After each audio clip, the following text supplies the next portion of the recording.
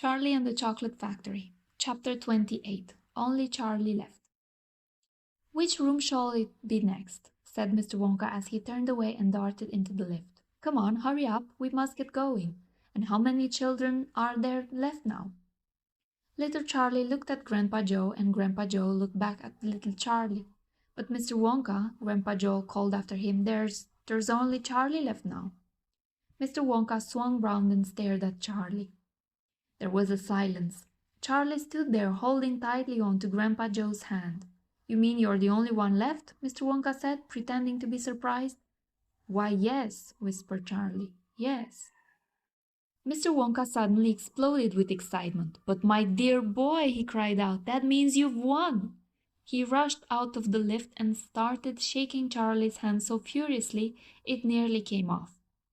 "Oh, I do congratulate you," he cried. "I really do. I'm absolutely delighted.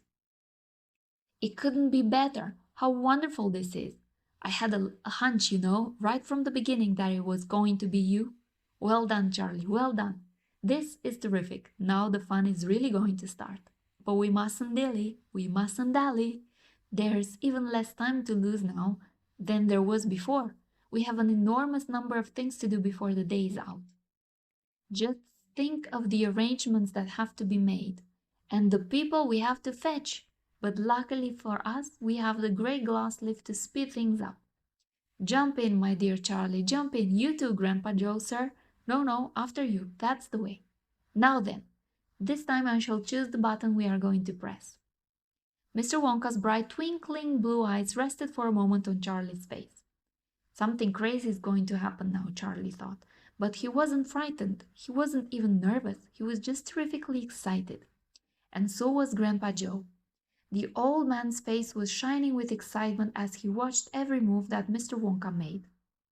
Mr. Wonka was reaching for a button high up on the glass ceiling of the lift. Charlie and Grandpa Joe both craned their necks to read what it said on the little label beside the button. It said, "Up and out." "Up and out," thought Charlie. "What sort of a room is that?" Mr. Wonka pressed the button. The glass doors closed. "Hold on!" cried Mr. Wonka. Then wham! The lift shot straight up like a rocket. "Yippee!" shouted Grandpa Joe. Charlie was clinging to Grandpa Joe's legs, and Mr. Wonka was holding on to a strap from the ceiling, and up they went, up, straight up this time, with no twistings or turnings, and Charlie could hear the whistling of the air outside as the lift went faster and faster. "Yippee!" shouted Grandpa Joe again. "Yippee! Here we go!" "Faster!" cried Mr. Wonka, banging the wall of the lift with his hand. "Faster, faster! If we don't go any faster than this, we shall never get through." "Through what?" shouted Grandpa Joe. "What have we got to get through?" "Uh-huh!" cried Mr. Wonka. "You wait and see. I've been longing to press this button for years. But I've never done it until now. I was tempted many times. Oh yes, I was tempted. But I couldn't bear the thought of making a great big hole in the roof of the factory. Here we go, boys. Up and out." "But you don't mean," shouted Grandpa Joe, "you don't really mean that this lift—" "Oh yes, I do," answered Mr. Wonka. "You wait and see. Up and out." But it's made of glass," shouted Grandpa Joe. "It'll break into a million pieces." "I suppose it might," said Mr. Wonka, cheerful as ever, "but it's pretty thick glass, all the same."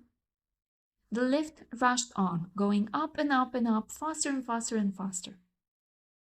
Then suddenly, crash! And the most tremendous noise of splintering wood and broken tiles came from directly above their heads. And Grandpa Joe shouted, "Help! It's the end! We're done for!" And Mr. Wonka said, "No, we're not. We're through. We're out." Sure enough, the lift had shot right up through the roof of the factory and was now rising into the sky like a rocket, and the sunshine was pouring in through the glass roof.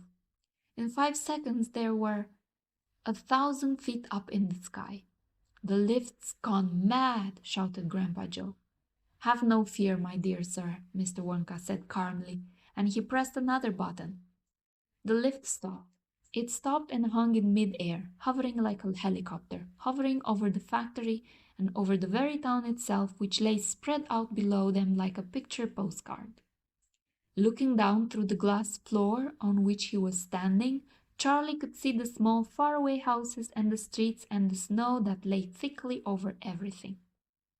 It was an eerie and frightening feeling to be standing on clear glass high up in the sky. It made you feel like you weren't standing on anything at all. "Are we all right?" cried Grandpa Joe. "How does this thing stay up?" "Sugar power," said Mr. Wonka. 1,000,000 sugar power. "Oh, look," he cried, pointing down. "There go the other children. They're returning home."